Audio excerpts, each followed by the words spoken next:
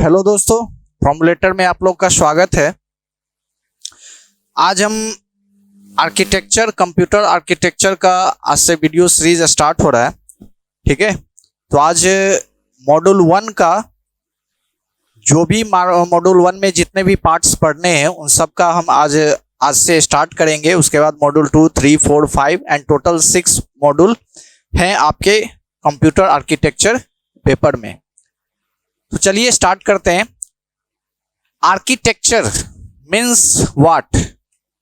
किसी भी पार्ट्स का, आप एक इलेक्ट्रॉनिक्स डिवाइस ले लो या फिर कोई भी एक सामान ले लो, हर एक का अपना एक आर्किटेक्चर होता है। ठीक है, जैसे एक घर में उसका भी एक आर्किटेक्चर है कि वो कैसे काम करेगा, कहाँ से उसका रास्ता होगा, वो घर कैसे एक प्लेटफॉर्म प्रोवाइड कर रहा है।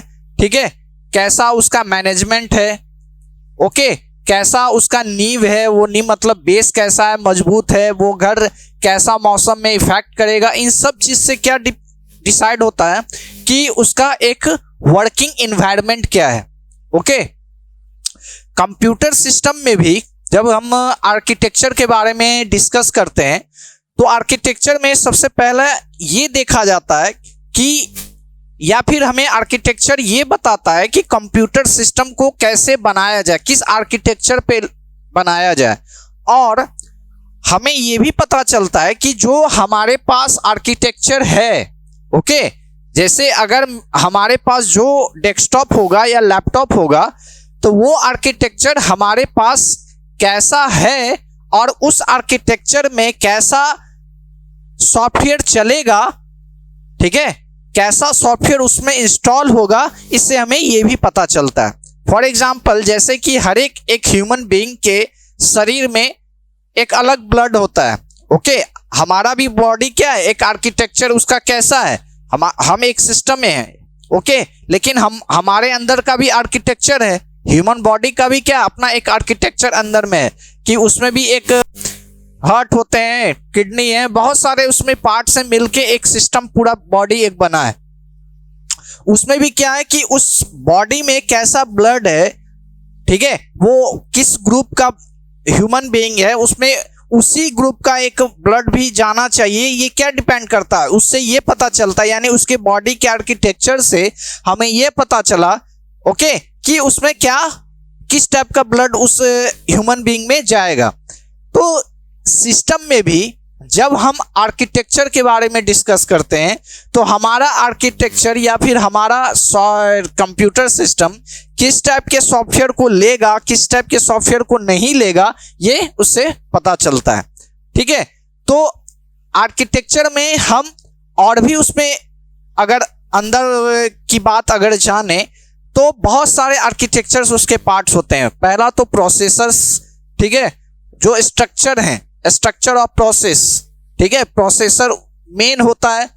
इनपुट एंड आउटपुट डिवाइसेस जो हैं, एएलयू है, कंप्यूटर कंट्रोल यूनिट है, ये सब जितने भी हैं ये उसके आर्किटेक्चर्स के फंक्शंस होते हैं कि हमारा सिस्टम ऐसे काम करेगा इस आर्किटेक्चर पे। ठीक है, आप ये भी सुनते होंगे कि हमारा सिस्टम 32 बिट आर्किटेक्चर का या 64 बिट का है। ओके, ये 32 बिट और 64 बिट आगे हम जानेंगे, लेकिन हम अभी बस ये जानना आपको कि आर्किटेक्चर का क्या मतलब है। ओके, तो आर्किटेक्चर मीन्स कि हमारा सिस्टम किस आर्किटेक्चर पे काम कर रहा है, उसके अंदर के कितने आर्किटेक्चर फंक्शंस हैं जो एक प्रोसेस होने में हमारे बीच यानी यूजर और हार्डवेयर के बीच में एक इंटरेक्शन प्रोवाइड करता है। ओके, जैसे अगर हम इनपुट डिवाइस से, कीबोर्ड से अगर हम कोई की प्रेस करते हैं, ओके, हमारा काम क्या रहता है, कीबोर्ड से कोई इनपुट देना। ओके, तो कीबोर्ड से इनपुट जब हम देते हैं तो हमारे सिस्टम में यानी मॉनिटर पे वो फ्लैश होने से, यानी मॉनिटर पे आने से पहले उसमें बहुत सारा प्रोसेस होता है। ओके, जैसे अगर हम ए प्रेस किए तो हमारे सिस्टम में मॉनिटर पे ए लिखाता है, वो चाहे वो कैपिटल हो या स्मॉल हो, लेकिन उससे पहले या उसमें हमारा एक और मेन वर्क होता है, क्या है कि वहां पे कन्वर्जन होता है। ओके, सिस्टम एबीसीडी नहीं समझता, हमारा computer system always binary digit 0 and 1, 0 और 1 वो सिर्फ समझता है। तो जब हम इनपुट देते हैं और वो कन्वर्ट होता है किस में, 0 1 में, तो कैसे वो कन्वर्ट होता है, उसमें क्या एक प्रोसेस होता है, ये हम कैसे समझते हैं, या फिर वो कौन काम करता है, तो हमारे सिस्टम के जितने आर्किटेक्चर्स फंक्शंस हैं उनसे वो रिलेट काम करता है। ओके, कि अगर हमने कैपिटल ए प्रेस किया, अब यूजर ने तो ए प्रेस किया, लेकिन हमारे सिस्टम को समझ में क्या आता है, 0 एंड 1, तो अब ए का 0 एंड 1 यानी बाइनरी डिजिट कैसे निकलेगा, उसमें वो कौन काम करेगा, तो उसमें जितने फंक्शंस हैं, कंट्रोल यूनिट हैं, अर्थमेटिक लॉजिकल यूनिट हैं, ये सब जितने भी पार्ट्स, ये सब मिलके कन्वर्ट करता है किसमें, तो बाइनरी में। और तब समझ में आता है कंप्यूटर को, कंप्यूटर के आर्किटेक्चर को, कि यूजर ने ए प्रेस किया है। समझे आप? तो ये कैसे कन्वर्ट करता है, मतलब अगर आपने कैपिटल ए लिखा, तो हर एक कीबोर्ड का, या फिर आप लेटर का समझ लो, या स्पेशल सिंबल का, हर एक का अपना एक आस्की वैल्यू होता है। ओके, जिसमें कैपिटल ए अगर आप लिखते हो तो यहाँ पे 65 यहाँ पे इसका एक आस्की वैल्यू है। ओके, तो ये 65 का फिर क्या होता है, बाइनरी यहाँ पे कन्वर्ट होता है। ठीक है, ए का क्या हुआ 65 एंड 65 का फिर क्या होता है, बाइनरी कन्वर्जन होता है। ओके, तो बाइनरी कन्वर्जन में अब जो बाइनरी आया उसमें 0 1 1 0 1 1 1 0 इस टाइप से अगर उसका बाइनरी डिजिट आ रहा है, तो वहां पे क्या होता है कि ये समझा कि नहीं यूजर ने ए प्रेस किया। ओके, उसी हिसाब से यहाँ पे स्मॉल ए अगर हम लिखते हैं, तो स्मॉल ए का भी क्या होता है 97, तो इसका फिर क्या हुआ, यहाँ पे बाइनरी निकला। तो हर एक हम चाहे 1 प्रेस करें या 2 करें, 3 4 या एंटर की प्रेस करें या स्पेस बार प्रेस करें, ओके, हर एक का अपना एक आस्की वैल्यू है। एंटर का 13 होता है, स्पेस का 32 होता है। ओके, तो हर एक का कीबोर्ड का जितना भी की हम प्रेस करते हैं वो भी एक आर्किटेक्चर का ही पार्ट है। क्यों है, क्योंकि हम जब यहाँ एंटर किए तो सिस्टम क्या समझा कि एंटर, यूजर ने एंटर प्रेस किया, लेकिन एंटर प्रेस करने और वहां पे इफेक्ट होने में इतना फास्ट होता है कि एक आम या कॉमन पीपल या एक जनरल यूजर ये नहीं समझ पाता कि अंदर में प्रोसेस कितना, हमारा आर्किटेक्चर जो है वो कितना प्रोसेस कर दिया। ठीक है, तो एंटर का वैल्यू 13 है, तो अब 13 का यहाँ बाइनरी कन्वर्ट होगा। स्पेस बार का 32 है, तो 32 का बाइनरी कन्वर्जन होगा। हर एक का अपना क्या होता है, एक कन्वर्जन होता है। वो जो कन्वर्ट करने का काम करता है वो कौन करता है, हमारे सिस्टम का आर्किटेक्चर, जिसमें बहुत सारे फंक्शंस आते हैं, वो हम आगे पढ़ेंगे। तो ये हमारा क्या था कि क्या आर्किटेक्चर हमारे सिस्टम में रोल फॉलो करता है या रोल हम लोग को प्रोवाइड करता है या फैसिलिटी प्रोवाइड करता है, ये हम आर्किटेक्चर में जानेंगे। ठीक है, चलिए अब इसमें नोट्स, इसका डेफिनेशन हम लिखते हैं।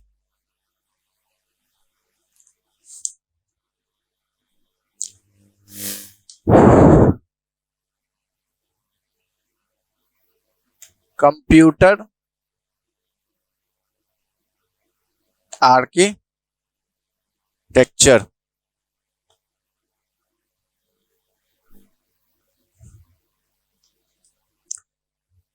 Computer architecture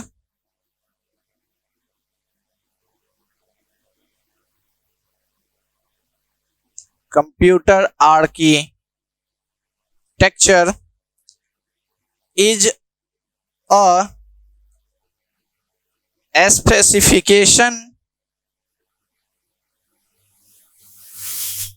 specification detailing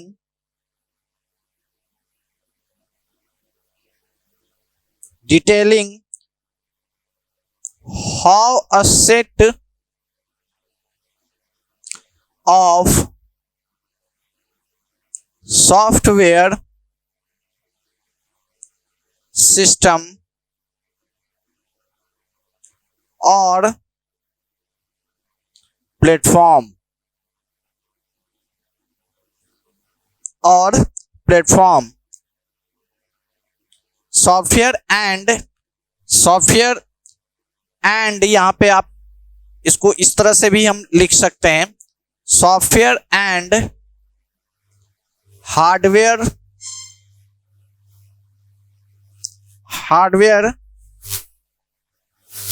technology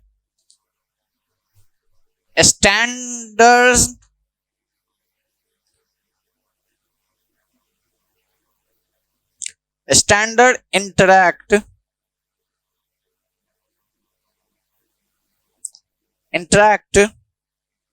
to from a computer system or platform. In short, computer architecture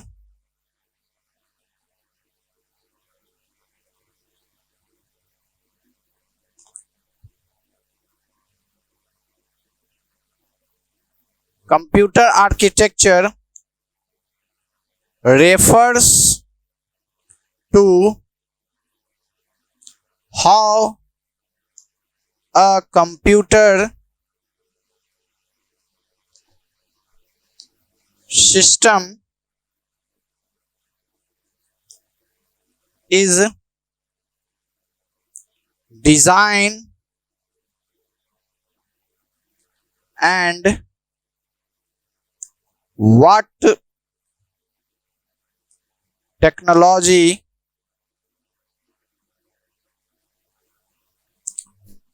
it is compatible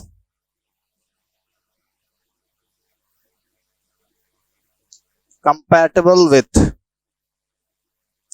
Okay, as with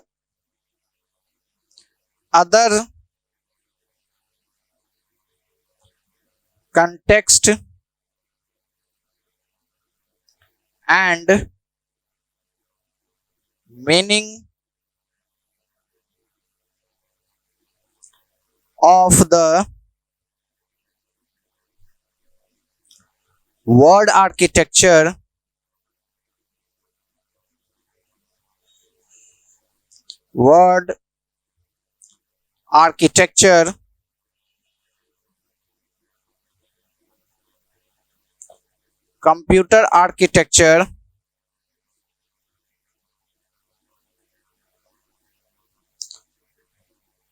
computer architecture is linked to the art of determining the needs of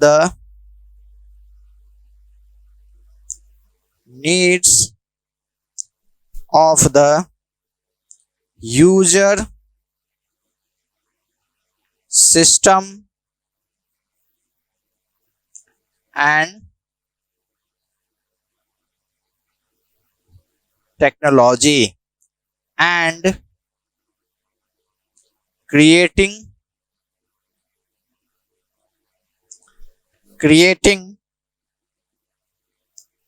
a logical design and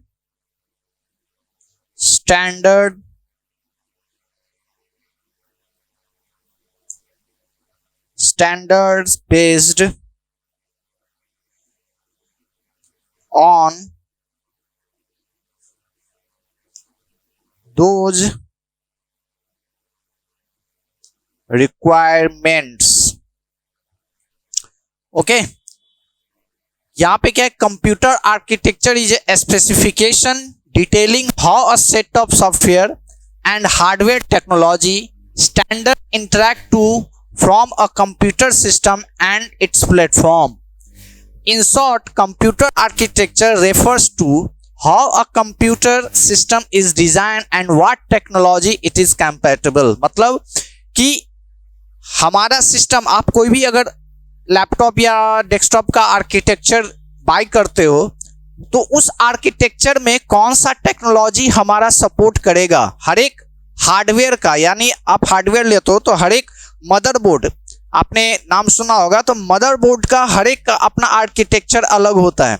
हर एक motherboard पे उससे related ही उसका एक internal hardware या external hardware वो support करता है। यानी अगर एक मदरबोर्ड, तो उस पे उसी से रिलेटेड अगर वो मदरबोर्ड पे DDR3 का रैम या DDR4 का रैम अगर चल रहा है तो उसमें अलग कोई और रैम वो सपोर्ट नहीं करेगा। क्यों? क्योंकि उसमें आर्किटेक्चर, यानी आर्किटेक्चर पे चिप लेवल एक प्रोग्रामिंग होता है। ओके, हर एक आर्किटेक्चर पे, हर एक चिप पे एक प्रोग्रामिंग होता है जो लैंग्वेज, जो असेंबली लैंग्वेज में कोड किया जाता है। तो हर एक आर्किटेक्चर का उससे रिलेटेड, यानी उस आर्किटेक्चर में अगर वो आर्किटेक्चर i7 प्रोसेसर का वो अगर ये मदरबोर्ड है तो उस पे DDR4 रैम ही चलेगा या DDR3 रैम ही चलेगा। और उस पे भी अगर आप उससे डिफर कोई भी अगर बाहर से आए और रैम लगा दिए तो वहां पे वो सपोर्ट नहीं करता है, या फिर अगर वो एरर नहीं दे रहा तो आपका सिस्टम सही से नहीं चलेगा। वहां पे हर एक चीज का एक कोड होता है, हर एक आर्किटेक्चर, यानी अगर हमारे बॉडी में O पॉजिटिव ब्लड है तो हम O पॉजिटिव ही ले सकते हैं, हम यहाँ पे B पॉजिटिव हम अपने बॉडी में नहीं डाल सकते। तो वहां पे भी क्या है कि अगर उस मदरबोर्ड में DDR4 का वो सपोर्टेड मदरबोर्ड है तो DDR4 ही चलेगा। क्यों? क्योंकि वहां पे एक तो बोर्ड का डिपेंडेंसी रहता ही है, प्लस हर एक मदरबोर्ड का अपना एक हर्ट्ज पावर होता है कि वो 2100 हर्ट्ज पावर का है या उसमें 3300 हर्ट्ज पावर का है, जितना भी है वो उस पर डिपेंड करता है। तो वहां पे जितना पावर वो मदरबोर्ड सपोर्टेड रहता है उतना ही वो सपोर्ट करेगा। तो यही आर्किटेक्चर है। ओके, और उस आर्किटेक्चर में आपका कैसा टेक्नोलॉजी सपोर्ट करेगा वो भी डिपेंड होता है। अगर मान लो आपके पास i7 जनरेशन का या फिर i7 प्रोसेसर है और 10th जनरेशन है या 12th जनरेशन है, उसमें आप विंडो 10 चलाओ या विंडो 11 चलाओ वो आराम से चलेगा। लेकिन अगर आपके पास डुअल कोर प्रोसेसर है, हर एक का अपना एक मीनिंग है, डुअल कोर और डुओ कोर मतलब, ठीक है, तो अगर वो प्रोसेसर है और उसमें अगर आप 10 और 11 को लेके चलोगे तो सही से काम नहीं करेगा वो, ठीक है, क्योंकि हर एक का अपना एक डिपेंडेंसी आर्किटेक्चर होता है। जैसे कोई भी सॉफ्टवेयर एक बनता है ना, तो वहां पे हर एक सॉफ्टवेयर का एक मिनिमम रिक्वायरमेंट दे दिया जाता है कि ये सॉफ्टवेयर जो है वो इस रिक्वायरमेंट पे चलेगा, इसका हार्डवेयर इतना होना चाहिए, स्पेस इसको 80 GB चाहिए, रैम इसका 2 GB मिनिमम होना ही चाहिए, ठीक है। तो हर एक कोई भी अगर नया, जैसे अभी विंडो 11 आया, ठीक है, तो उसमें एक उसका सॉफ्टवेयर डिपेंडेंसी दिया गया, हार्डवेयर डिपेंडेंसी, कि नहीं इसका ये उसी सिस्टम में चलेगा जिसमें इतना इतना रिक्वायरमेंट हो। मतलब उसका क्या कहने का है कि ये आर्किटेक्चर का सिस्टम हो, यानी अगर उसमें एक मिनिमम i3 प्रोसेसर तो होगा ही, प्लस 4 GB रैम होना चाहिए, प्लस उसको एक एक्स्ट्रा इतने स्पेस वाले हार्ड डिस्क हो या SSD हो जिससे वो आराम से इंस्टॉल हो सके और इंस्टॉल होने के बाद वो सही से चल सके। तो इतने हर एक सॉफ्टवेयर का अपना एक मिनिमम रिक्वायरमेंट होता है। तो रिक्वायरमेंट कहने का क्या मतलब, उसका वैसा आर्किटेक्चर होना चाहिए। इसलिए कोई भी अगर सॉफ्टवेयर डेवलप होता है तो उसमें उसका मिनिमम आर्किटेक्चर या मिनिमम हार्डवेयर रिक्वायरमेंट दिया जाता है, दोनों नाम से आता है। या तो आप वहां पे हार्ड आर्किटेक्चर को लिखो या हार्डवेयर रिक्वायरमेंट लिखो, बात एक ही है, क्योंकि हार्डवेयर ही आर्किटेक्चर है। ओके, यानी अगर आप कोई पार्ट लो, इनपुट पार्ट लो, आउटपुट पार्ट लो, या अर्थमेटिक लॉजिकल यूनिट हो, कंट्रोल यूनिट हो, तो ये सब क्या काम है कि हमारे सिस्टम को एक स्मूथ वे में एक वर्क प्रोवाइड करना। कन्वर्जन का काम करना, यूजर ने जो इंस्ट्रक्शन हमें दिया है वो इंस्ट्रक्शन सिस्टम के पास पहुंचे और वो सही से काम करे।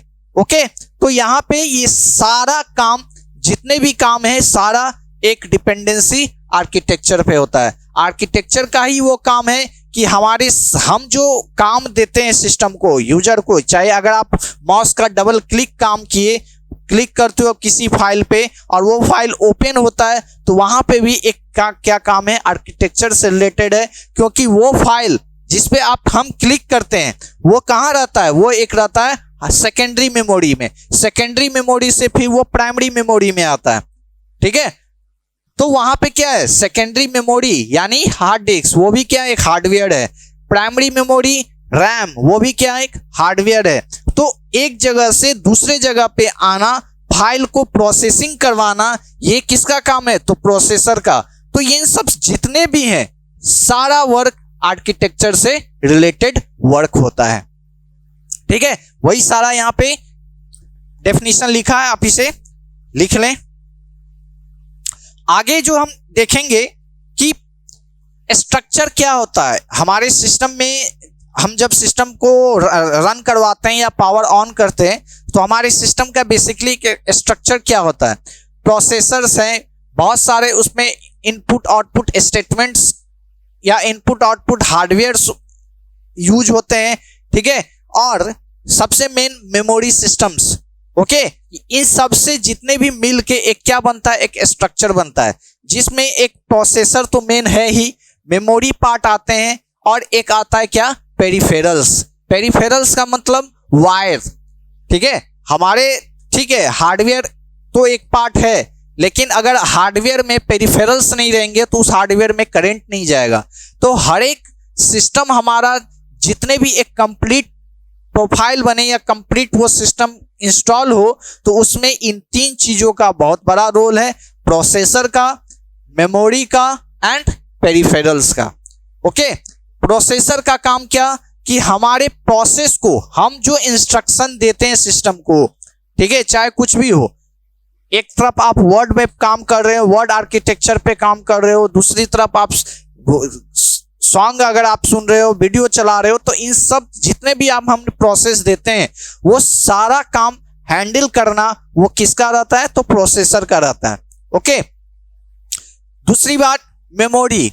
हम कोई भी अगर फाइल क्रिएट करेंगे या फिर हम डेटा को स्टोर करेंगे, ओके, या हमारा फाइल हमारे पास यानी एक डेस्कटॉप पे ओपन हो, उसे एक प्लेटफॉर्म मिले ओपन होने के लिए, वो कौन प्रोवाइड करता है, तो वो मेमोरी प्रोवाइड। तो यानी मेमोरी कौन, तो रैम कितना, उसका रैम अगर वो 4 GB, तो क्या कहने का क्या मतलब, वहां पे उसका 4 GB स्पेस है, यानी उसका मेमोरी 4 GB का है। तो वो प्रोवाइड क्या करता है, रैम का बेसिकली काम क्या है कि हमारे जो हम जिस पे रन करा रहे हैं, यानी अगर हम वर्ड का काम कर रहे हैं तो वर्ड को ओपन होने में जो एक स्पेस प्रोवाइड करता है, एक प्लेटफॉर्म देता है, वो हमारा क्या है, रैम प्रोवाइड करता है। तो वहां पे भी मेमोरी काम हुआ। अगर हम परमानेंट, क्योंकि रैम पे वो वोलाटाइल मतलब कुछ समय के लिए रहता है, वो अगर आप काम कर रहे हो तब तक वो तो स्पेस है, अगर आप काम करना बंद किए, सिस्टम को ऑफ कर दिए, वहां से सारा डेटा लॉस हो जाता है। लेकिन अगर हमको परमानेंट सेव करना है किसी भी फाइल को, वीडियो को या फिर कुछ भी हो, तो हम उसके लिए हम अलग मेमोरी हम यूज करते हैं। वो यूज क्या होता है, तो उसे हम हार्ड डिस्क बोलते हैं। ओके, तो यहाँ पे बहुत सारा मेमोरीज का रोल आएगा। कुछ ऐसे मेमोरी हैं जो हमारे वर्किंग पार्ट को बहुत सारे सपोर्ट करते हैं, जैसे उसको हम कैचे मेमोरी बोलते हैं। तो इन सब से फैमिलियर होंगे, जानेंगे। मेमोरी का एक अलग मॉड्यूल ही है, उस पर हम और डिटेल में जानेंगे। एंड थर्ड है जो स्ट्रक्चर में सबसे बड़ा रोल फॉलो करता है, ठीक है, वो है हमारा पेरिफेरल्स। कोई भी डेटा अगर हम सिस्टम के पास भेजते हैं या हार्ड डिस्क से रैम में आता है, यानी अगर यूपीएस से सीपीयू में जाता है, ओके, तो इन सब का काम क्या है, हमारा पेरिफेरल्स का काम है। सीपीयू से डिस्प्ले में डेटा आना, वो हमारा वीजीए केबल प्रोवाइड करता है, जिसे हम पेरिफेरल बोलते हैं। डेटा जिसको हम बस बोलते हैं, पहले हम आज के ज़माना में अब तो बहुत पतले वाले वायर आ गए हैं जिसे हम साटा बोलते हैं। ओके, तो आज से पहले जितने 10 साल पहले या 15 साल ले लो, जिसमें एक बस का काम होता था। बस मतलब एक बस वायर है जो चौला पट्टी का येलो कलर या ज्यादातर येलो कलर में वो आते थे। तो उसमें क्या है कि डेटा का एक जगह से दूसरे जगह में ट्रांसफरिंग का काम उसमें होता था। जैसे उसका बेसिकली काम हार्ड डिस्क से मदरबोर्ड में कनेक्शन का अगर हुआ, या फिर अगर सीडी ड्राइव या डीवीडी ड्राइव से हमारा मदरबोर्ड कनेक्शन हुआ, तो इसमें बहुत सारे वायरों का कॉम्बिनेशन होता था, जिसके थ्रू डेटा का इंपोर्ट या एक्सपोर्ट, मतलब या तो आप सिस्टम पे आ रहा है, सिस्टम में आना, या सिस्टम से जाना। यानी अगर हम सिस्टम में उसको दे रहे हैं डिस्क में, तो हमारे मॉनिटर पे डेटा को शो करने के लिए भी हम वही वायर का यूज होता था। और अब जितने भी डेटा का ट्रांसफरिंग का होता है तो उस वायर का यूज होता था। ओके, तो इसमें हम बस उसको बोलते हैं। प्लस पावर, अगर हमारे सिस्टम में किसी पार्ट्स को पावर चाहिए तो पावर केबल वहां पे, वो भी एक पेरिफेरल्स का हिस्सा होता है। ठीक है, तो अभी हम देखते हैं स्ट्रक्चर्स हमारा क्या है। ठीक है, आप इसे लिख लेंगे।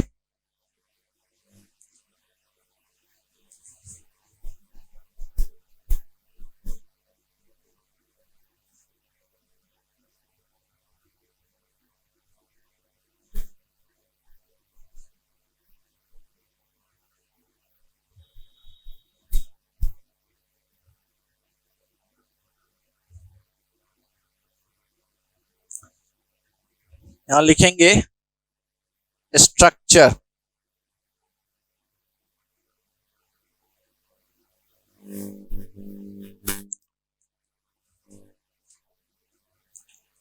The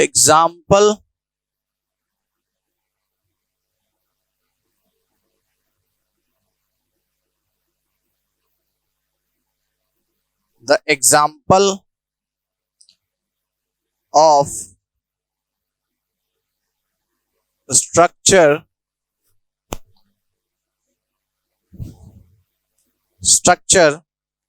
computer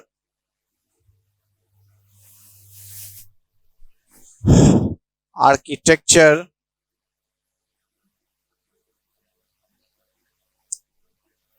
as given below. Generally, computer architecture consists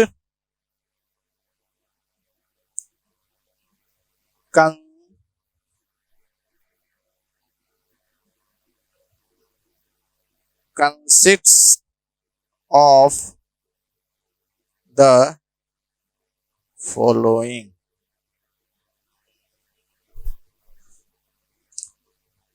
First, processor.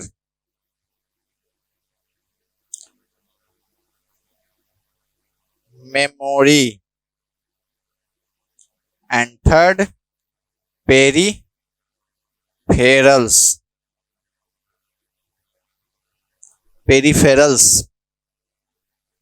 Okay, यहां पे अब हम आगे लिखेंगे all the above parts are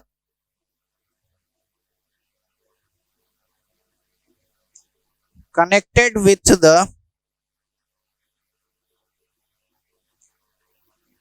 the help of system bus, which consists of address bus, data bus, and control बस। ठीक है, ये तीन है। अभी हमने इस पे डिस्कस किया कि प्रोसेसर, मेमोरी एंड पेरिफेरल्स, ये इसके स्ट्रक्चर्स होते हैं जिसमें ये सारे जितने भी कनेक्शन का होता है। वैसे यहाँ पे इस line all the above parts are connected with the help of system bus, ठीक है, एड्रेस बस, डेटा बस, ये सब जितने भी कंट्रोल होते हैं, ओके, ये सारा जितना भी है सब एक पेरिफेरल्स से रिलेटेड होते हैं। ठीक है, डेटा को एक जगह से दूसरी जगह अगर ट्रांसफर किया जाता है तो उस चीज को हम डेटा बस बोलते हैं। ओके, एड्रेसिंग का जहां पे कंसेप्ट आता है, अगर नहीं किसी चीज का हमें एड्रेस फेच करना है तो वहां पे एड्रेस बस का काम आता है। ओके, लेकिन आजकल हर एक ऐसा नहीं है कि सिस्टम में अगर आर्किटेक्चर में अगर जनरल आप कंप्यूटर डेस्कटॉप को ओपन करो, सीपीयू के डब्बे को ओपन करते हैं तो वहां पे कंट्रोल बस का एक अलग वायर होगा, एड्रेस बस का अलग वायर होगा, या फिर कंट्रोल बस का अलग होगा, ऐसा नहीं है। एक वायर जितने भी हैं सारे वर्क का, सारे जितने भी डेटा का आना हो या जाना हो, या फिर एक सिस्टम बस से रिगार्डिंग एक वर्क करना हो, तो ये सब एक वायर काम आजकल करते हैं। पहले होता था कि बहुत सारी चीजों के लिए एक वायर का कॉम्बिनेशन अलग होता था, ठीक है, पहले के आर्किटेक्चर में, लेकिन अब का आर्किटेक्चर बहुत ही छोटा, बहुत स्मॉल कर दिया है। ठीक है, जिसमें एक ऐसा वायर आया जो इन सब चीज से जितने भी वर्क हैं, चाहे वो एक ही वायर से एड्रेसिंग का काम होगा, एक ही वायर से डिस्प्लेइंग का, यानी फिर अगर डेटा का अगर एक्सपोर्ट इंपोर्टिंग का काम है तो उसी से काम करना है, ट्रांसफरिंग डेटा करना है तो आपको उसी वायर से करना है। तो ये सब जितने भी हैं बहुत सारे, अब एक बहुत सारे केबल को हटा के बस अब एक केबल को यूज करने के लिए बना दिया गया है। तो यहाँ पे इसलिए है all the above parts are connected with the help of system bus which consist of address bus, data bus and control bus. ठीक है, सारे जितने भी होते हैं सब सिस्टम बस के रूप में काम करते हैं, जिसमें या तो एड्रेस बस हो, डेटा बस हो या कंट्रोल बस हो। इस पे एक डायग्राम देखते हैं कि कैसे हमारा इस पे एक डायग्राम काम करता है।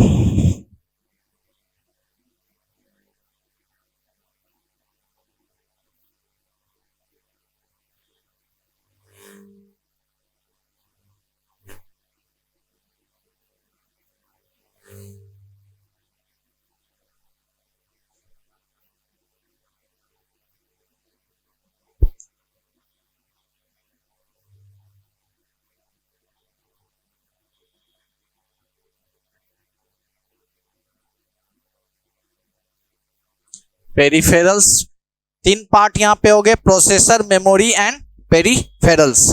अब प्रोसेसर्स के रिगार्डिंग कोई वर्क होगा वो प्रोसेस के साथ मेमोरी एंड प्रोसेसर और पेरिफेरल्स ये सारे कनेक्शंस कनेक्ट होते हैं। ठीक है, जिसमें प्रोसेसर, मेमोरी एंड पेरिफेरल, अब ये कनेक्शंस कहां कहां होंगे यहां पे हम देखते हैं।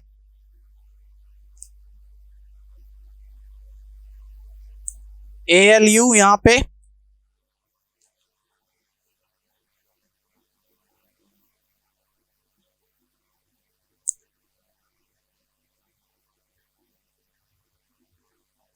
जनरल रजिस्टर्स,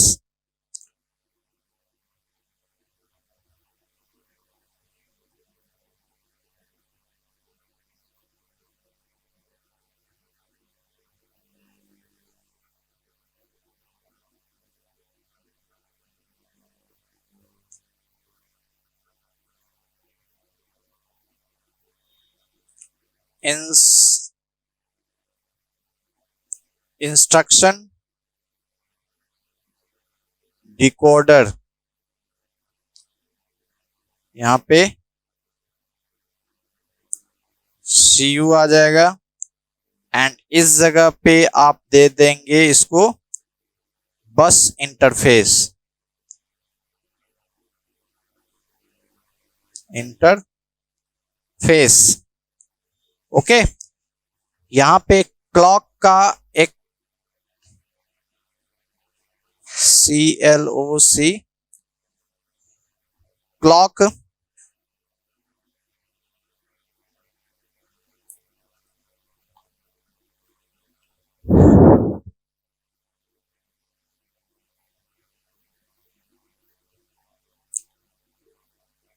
मेमोरी एरे और यहाँ एड्रेस डिकोडर।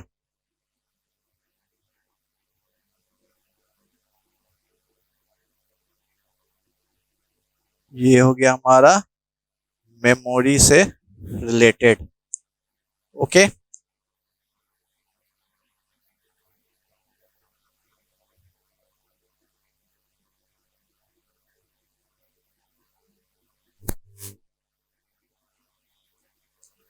यहाँ पे आ गया हमारा पेरिफेरल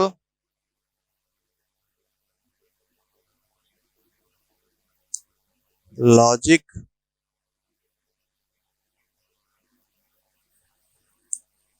एंड एड्रेस डिकोडर।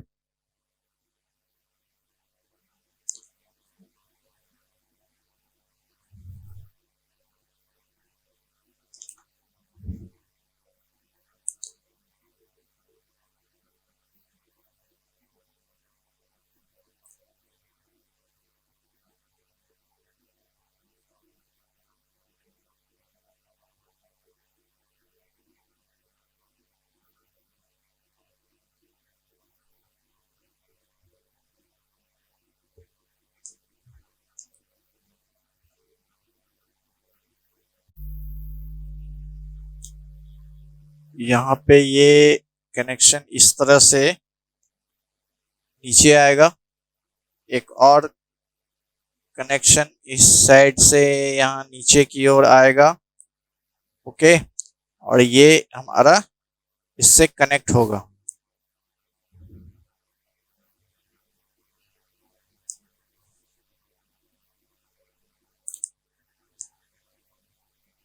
यहाँ से 3 लाइन पास होगा जिसको बस, तीनों बस जो एड्रेस बस, डेटा बस और कंट्रोल बस डिवाइड करेंगे। ये हमारा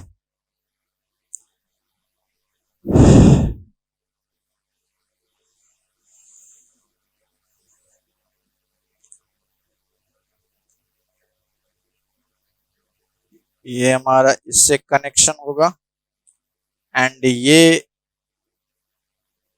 इससे कनेक्शन होगा। अब इससे ये कनेक्शन, इससे ये कनेक्शन एंड इससे ये कनेक्शन हमारा करना है। यहाँ पे DMA कंट्रोलर। ओके, इस जगह पे इंटरप्ट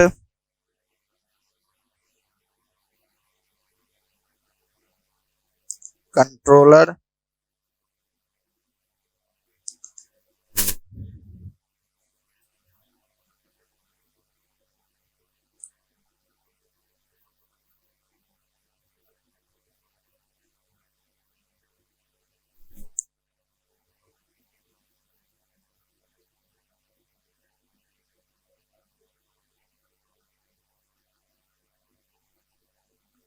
होल्ड एंड चलिए ये हमारा होगा एड्रेस बस, ये होगा डेटा बस एंड कंट्रोल बस। ओके,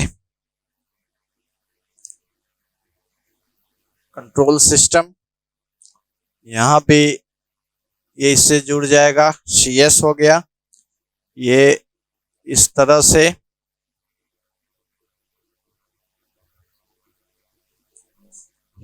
CU कंट्रोल यूनिट, ये हमारा हुआ एक स्ट्रक्चर जो हमारे सिस्टम में बेसिकली कनेक्शंस का काम यहाँ पे करता है।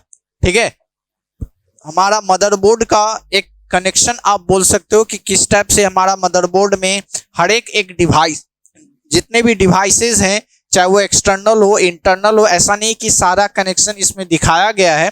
बहुत सारे ऐसे कनेक्शन होते हैं जो एक्सटर्नल्स होते हैं। जब हम एक्सटर्नल कोई हार्डवेयर या आर्किटेक्चर या कोई पार्ट जब हम कनेक्ट करते हैं इसमें, तो हम फिर कनेक्शन का काम अलग पोर्ट से इसमें किया जाता है। ठीक है, अब इसमें है क्या कि प्रोसेसर, मेमोरी एंड पेरिफेरल, ये तीन जो स्ट्रक्चर हैं हमारे कंप्यूटर आर्किटेक्चर में, इन सब तीनों के बारे में दिखाया गया है कि अब जैसे इस जगह से यहां पे एक और मिसिंग है, आप इसे यहां जोड़ लेंगे। ठीक है, फिर ये नीचे की ओर जुड़ेगा और ये हमारा थर्ड लाइन जुड़ेगा। तो प्रोसेसर में क्या इसके साथ कितने एक अलग एक चिप लेवल काम किए हुए हैं, जैसे एक ALU, अर्थमेटिक लॉजिकल यूनिट। ठीक है, arithmetic logical unit, arithmetic logical unit का काम ये होता है कि जितने भी हमारे सिस्टम में अर्थमेटिक टाइप के वर्क हैं, जैसे कैलकुलेशन टाइप के, वो यहाँ पे ये पार्ट इसको हैंडल करता है। ठीक है, जनरल रजिस्टर का काम यहाँ पे बहुत सारी कामों के लिए होता है। ओके, जैसे कि अगर हमारे सिस्टम में फ्रैगमेंटेशन का काम हो या डिफ्रैगमेंटेशन का हो, या उससे डेटा का एक हैंडलिंग का काम हो, कि डेटा हैंडल यहाँ पे हमारा कैसे होता है कि एक वे में चलता है। ठीक है, जैसे कि अगर हम स्टोर करते हैं डेटा, ठीक है, स्टोरिंग का काम करते हैं, तो हमारा डेटा एक नोड वाइज के रूप में स्टोर होता है, वो काम जनरली यहां से हैंडल होता है। ठीक है, प्लस इंस्ट्रक्शन, हमारा सिस्टम जो है वो सारा एक इंस्ट्रक्शन पे काम करता है। जितने हम सिस्टम, यानी अगर सिस्टम को इंस्ट्रक्शन देंगे तभी वो हमारा वर्क करेगा, नहीं तो वो वर्क नहीं करेगा। तो इंस्ट्रक्शन को डिकोड करना कि यूजर ने क्या इंस्ट्रक्शन दिया, ठीक है, उस चीज को डिकोड करने के लिए यहाँ पे ये मौजूद रहता है, जो ये बताता है प्रोसेसर को कि यूजर ने ये काम करने के लिए ये दिया है इंस्ट्रक्शन। तो ये इंस्ट्रक्शन, यानी अगर हम आपको कुछ बोले तब माइंड में क्या होता है, ब्रेन में एक हिट करता है कि नहीं सर ने ये काम करने के लिए बोला, या फिर अगर हम आपको अभी कुछ बोल रहे हैं तो वो क्या है, एक इंस्ट्रक्शन के रूप में हम आपको दे रहे हैं। उस चीज को क्या होता है कि हिट करता है। हमारे ब्रेन में भी क्या है, हमारा बॉडी भी क्या है, प्रोसेसर के थ्रू ही काम होता है। जैसे अगर हम बोले तो हिट करता है, तो यहां भी क्या है कि जब हम कोई काम सिस्टम को देते हैं, ठीक है, यानी अगर माउस से आप डबल क्लिक करते हो तो वो क्या होता है कि इंस्ट्रक्शन हिट करता है। तो हिट मतलब क्या कि उस जगह पे वो काम करना है, ये फाइल को इस जगह से उठाना है। यानी अगर फाइल डी ड्राइव में है तो वो इंस्ट्रक्शन किसे गया, प्रोसेसर के पास जाता है, और प्रोसेसर डी ड्राइव से उस फाइल को वहां से रिसीव करने के लिए काम करता है। सारे को फिर वो इंस्ट्रक्शन देता है कि नहीं ये काम है, आप ये आपको करना है। तो सेकेंडरी मेमोरी से प्राइमरी मेमोरी में क्या होता है, वो फाइल फिल आता है। तो जब वो प्रोसेस हुआ, ठीक है, तो इन सब कामों को एक इंस्ट्रक्शन के वे में किया जाता है, जिसे इंस्ट्रक्शन डिकोडर कहते हैं। ठीक है, और ये सारा चीज हैंडल करना, चाहे वो अर्थमेटिक का काम हो, डेटा स्टोरिंग का काम हो, या एक इंस्ट्रक्शन को देखना हो, वो सारा काम कौन करता है? तो कंट्रोल यूनिट करता है। कंट्रोल यूनिट मतलब जितने भी आपके यूनिट का पार्ट है, यानी चाहे वो अर्थमेटिकल लॉजिक यूनिट हो, इनपुट का हो काम हो, या आउटपुट का, इन सारे यूनिट को कंट्रोल करने के लिए एक कंट्रोल यूनिट रहता है जो इन सब चीज को कंट्रोल करता है। यानी अगर एक ग्रुप है तो उस चीज को ग्रुप करने के लिए या लीड करने के लिए एक ग्रुप मेंबर को हम बनाते हैं। वहीं पे आप ये समझ लीजिए ये ग्रुप हेड है, ओके, जो इन सारे चीज को वो कंट्रोल करता है। प्लस और एक काम क्या करता है क्लॉक का। आप देखते होंगे कि हमारा सिस्टम जब बंद होता है, शट डाउन होता है, तो फिर भी क्लॉक चलते रहता है। हमारे सिस्टम का क्लॉक जो होता है वो चलता है। वो चलता दो चीजों से है, ठीक है, जिसमें पहला क्या है, एक सीमॉन्स बैटरी उसमें हमारे मदरबोर्ड में लगा रहता है। वो बैटरी का काम बस ये है कि हमारे सिस्टम के डेट और टाइम को हमेशा करंट अपडेट करता रहे, ओके। जो सिस्टम बंद होने पर भी वो क्या करता है, डेट एंड टाइम को चालू रखता है, जिससे वो काम, प्लस ये तो बैटरी का काम क्या है, उसमें पावर देना, मतलब उस हार्डवेयर को जहां पे वो काम हो रहा है उस चीज को ये क्या करता है, चालू रखता है बंद होने पे भी। और इसको कंट्रोलिंग का काम कौन करता है, तो प्रोसेसर का और कंट्रोल यूनिट का काम होता है जब वो हमारा सिस्टम बंद होता है, ओके। तो ये प्रोसेसर का यहाँ पे एक हिंट था। और प्रोसेसर से ही जितने बस इंटरफेस, जितने भी हमारे मदरबोर्ड में बसिंग का काम होता है, बसिंग का काम मतलब वायरिंग का काम होता है, वो सारा एक बस इंटरफेस यानी एक पोर्ट होता है जहां पे कनेक्शन होता है। चाहे वो एड्रेस बस हो, डेटा का बस हो, या फिर एक कंट्रोल करने का बस हो, ठीक है। ये सारा एक वायर है, पेरिफेरल्स हम इसको बोल सकते हैं। ये अलग वर्ड आप देखिए कंफ्यूज ना हो, जो ये एड्रेस बस एक अलग हम बोलेंगे, डेटा अलग है, कंट्रोल, ये सारे पेरिफेरल्स होते हैं, ये बस आप जाने। मेमोरी में मेमोरी एरे का काम, एडिंग का मतलब एक ब्लॉकिंग का काम करना, वो मेमोरी सेक्शन में होता है, ठीक है। फिर उसका एड्रेस भी डिकोडर, वहां पे भी काम किया जाता है, ठीक है। तो जितने भी वर्क हैं यहाँ पे वो मेमोरी का इस जगह से कंट्रोल होता है। पेरिफेरल लॉजिक या एड्रेस, यहाँ पे भी सारे पेरिफेरल्स का कनेक्शन काम हो। ये नहीं कि यहाँ पे हमने प्रोसेसर दिया, मेमोरी दिया और पेरिफेरल्स यहाँ पे दिए हैं तो ये अलग अलग एक हार्डवेयर है, नहीं।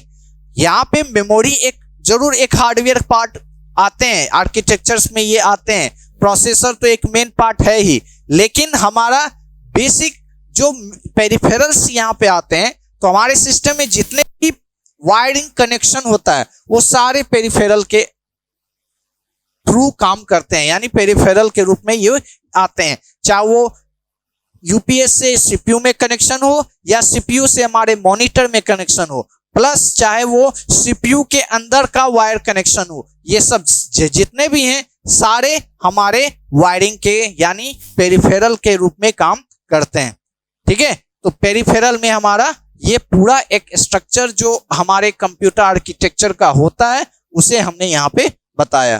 तो इन सब के बारे में यहाँ पे हम देखते हैं, इसे आप ड्रॉ कर लेंगे।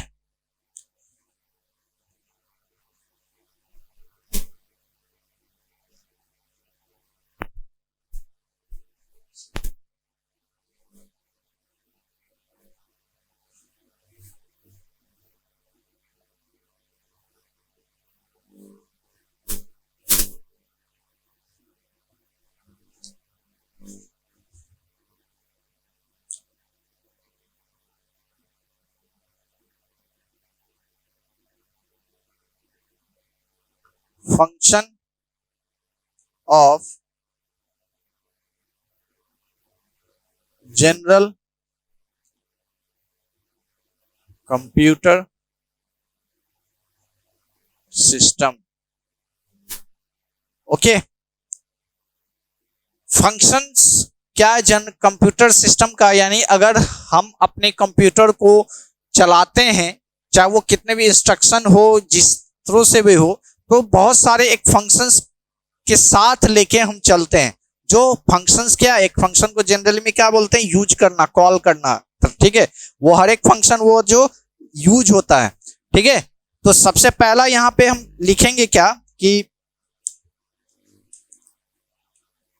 Computer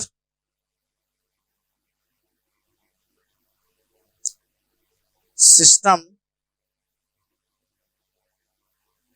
has 5 basic units that help the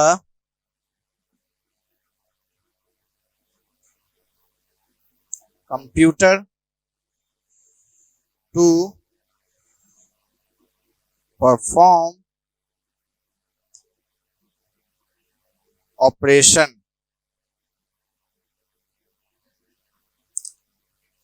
which are given below, जिसमें पहला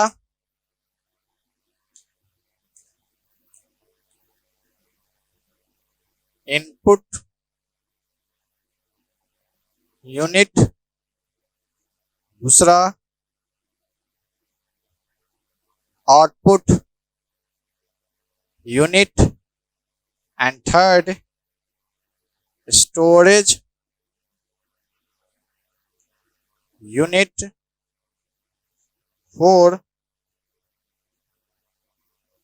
अर्थमेटिक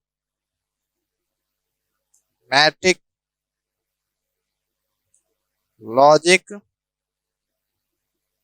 यूनिट एंड 5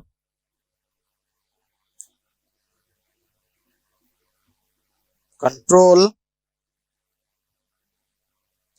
यूनिट। ठीक है, ये 5 फंक्शंस हैं जिससे हम अपने कंप्यूटर सिस्टम में ऑपरेशन का काम करते हैं। ठीक है, इनपुट यूनिट से बात आप नाम वर्ड से जान रहे होंगे कि इनपुट का काम, यानी हम कंप्यूटर को इंस्ट्रक्शन देने का काम। आउटपुट यूनिट से हमें आउटपुट कैसे मिलेगा, किस डिवाइस से आउटपुट मिलता है, उसके बारे में इसमें जानेंगे। स्टोरेज यूनिट, जिसमें 2 मेन सबसे हैं, primary storage and secondary storage. Arithmetic logical unit में कैलकुलेशन टाइप का वर्क, मतलब हमारे सिस्टम में जितने भी कैलकुलेशन वर्क होते हैं, वो सिस्टम जो है वो कैलकुलेटर, आप देखते हैं उसमें कैलकुलेटर का यूज करते हैं, कैसे उसमें अर्थमेटिक का काम करेंगे वो हमारा अर्थमेटिक लॉजिकल यूनिट हमें बताता है। एंड लास्ट कंट्रोल यूनिट, ये कंट्रोल यूनिट क्या करता है, इन सब चीज सारे को कंट्रोल करने का काम करता है। ठीक है, तो ये 5 हमारे मेन फंक्शंस हैं जो कंप्यूटर को ऑर्गेनाइज करने का काम करता है। ठीक है, हम यहाँ पे तो फिर से अलग अलग लिखते हैं। सबसे पहला इनपुट यूनिट। ठीक है,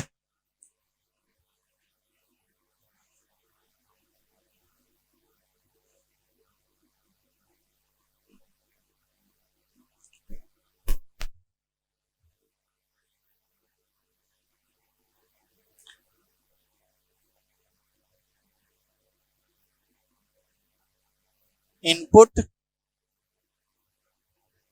unit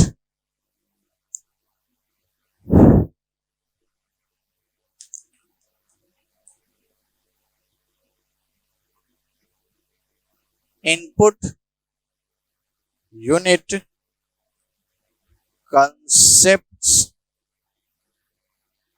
the external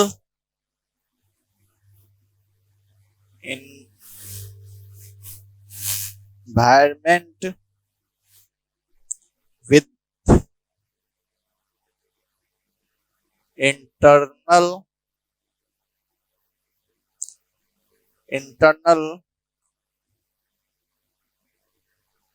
computer system. It provides data. It provides data and instruction instructions to the computer system.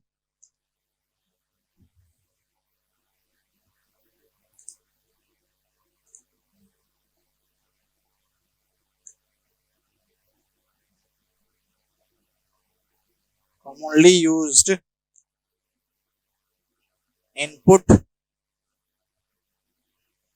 devices are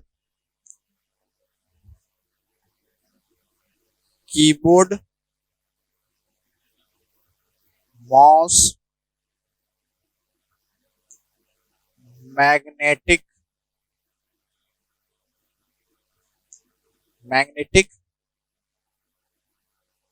tape and etc. ठीक है.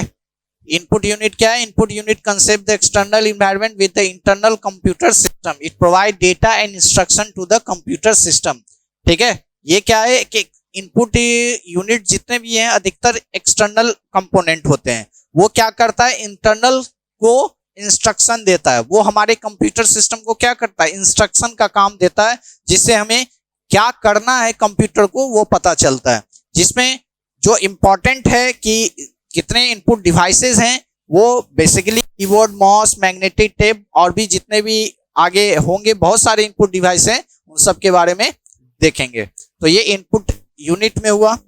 सेकंड जो हमारा है, सेकंड क्या था? Output unit.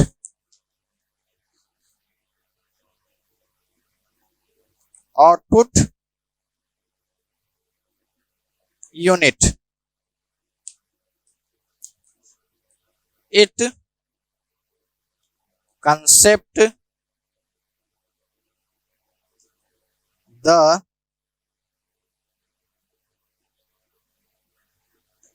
internal system of a computer to the external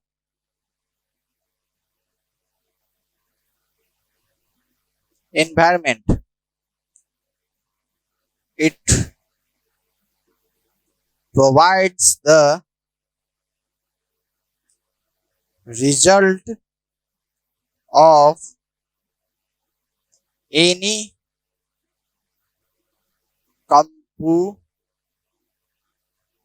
computation or instruction.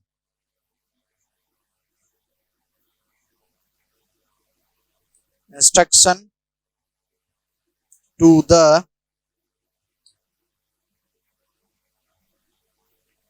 outside world. Some output devices are printer,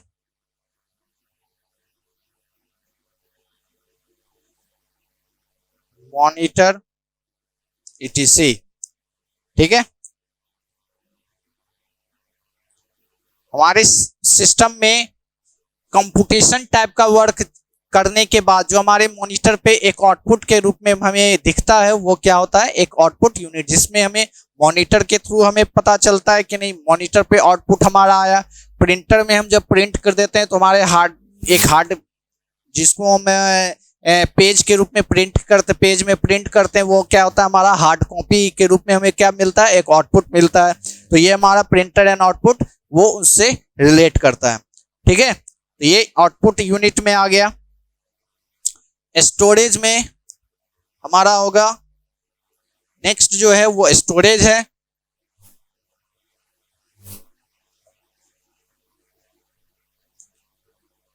third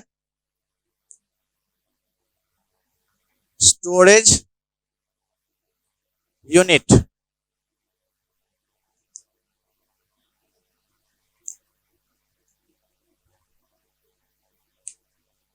this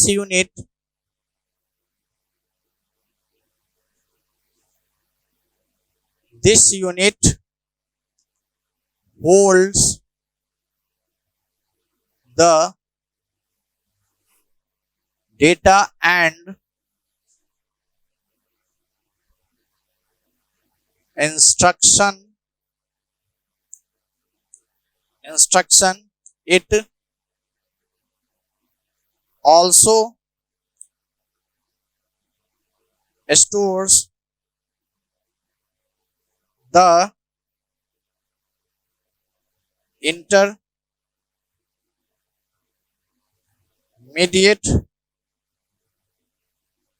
result before these are sent to the output devices. ठीक है, storage में हम क्या करते हैं कि जितने भी हम वर्क करते हैं, ठीक है, क्या है कि this unit holds the data and instruction, it also store the intermediate result, ठीक है, होल्ड्स करता है हमारे डेटा एंड इंस्ट्रक्शन को कुछ समय के लिए। अगर आप प्राइमरी मेमोरी का कंसेप्ट लेके चल रहे हो तो हमारा प्राइमरी मेमोरी का क्या करता है कि होल्ड करता है हमारे डेटा और इंस्ट्रक्शन को, कुछ समय के लिए वो होल्ड करके रखता है जब तक कि वो हमारा आउटपुट डिवाइसेस जो और हैं, मतलब जो सिस्टम पे आउटपुट हम देते हैं, जब तक हम शो करवा रहे हैं वो कुछ समय के लिए वहां पे वो होल्ड करके रखता है। उसके बाद हम चाहें तो उसे हम एज अ सेकेंडरी स्टोरेज में हम डाल सकते हैं, जिससे हमारा परमानेंट डेटा हमारा क्या हो, स्टोर हो जाए। ओके, परमानेंट डेटा हमारा वहां पे स्टोरिंग का काम हो जाए, जिसमें इसके दो पार्ट जो हैं, जिसमें पहला है प्राइमरी स्टोरेज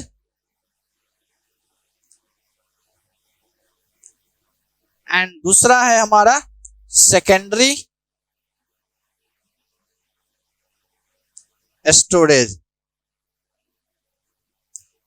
इसमें डिटेल में हम जब मेमोरी यूनिट हम पढ़ेंगे मॉड्यूल नेक्स्ट में, तो हम प्राइमरी सेकेंडरी जितने भी मेमोरीज के रूल्स में इंस्ट्रक्शंस होते हैं सारे पे हम उस पे देखेंगे। से आप लिख लेंगे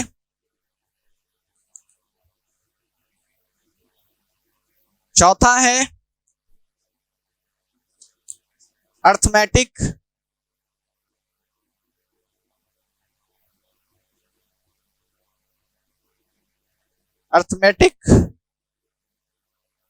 logical unit. All the calculation are performed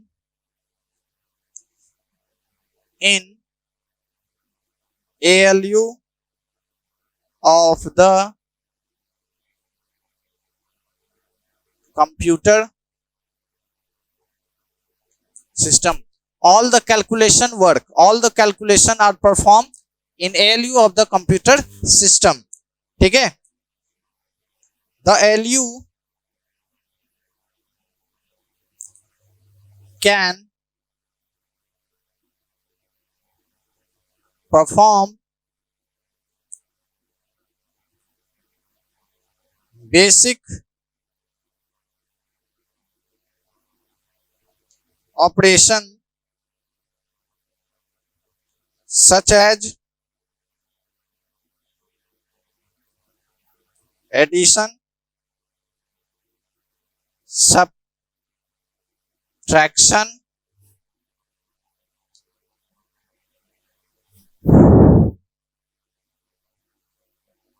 division,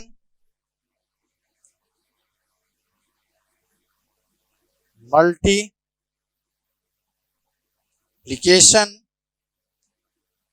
etc. ठीक है, इतने काम मल्टीप्लिकेशन, डिवीजन, ठीक है, जितने भी एडिशन का काम, सब्ट्रैक्शन, डिवीजन एंड मल्टीप्लिकेशन का वर्क है वो सारा अर्थमेटिक और लॉजिकल यूनिट हैंडल करता है। ठीक है, एंड जो last control unit,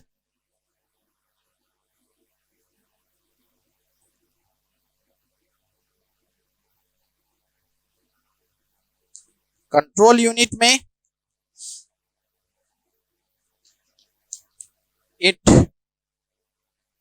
it is central processing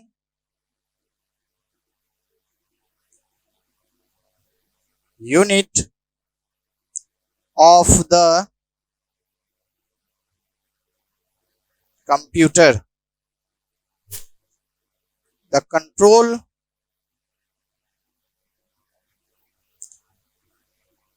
unit and ALU are together known as CPU. CPU is the